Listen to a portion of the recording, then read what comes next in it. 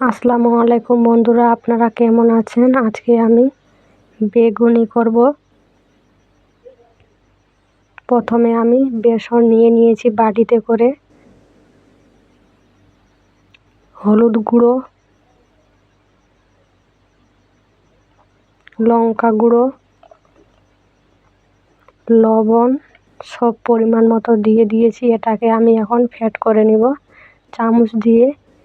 হালকা হালকা জল দিয়ে আমার ব্যাটার তৈরি হয়ে গেছে। আমি এখানে বেগুন কেটে রেখেছি। কড়াইতে তেল দিয়ে দিলাম, পরিমাণ মতো তেল দিব ভাজার জন্য। আমি বেগুনটাকে এখন ব্যাটারের মধ্যে ভালো করে ডুবিয়ে নিব। তেলটা কড়াইতে দিয়েছি, গরম হয়ে গেছে।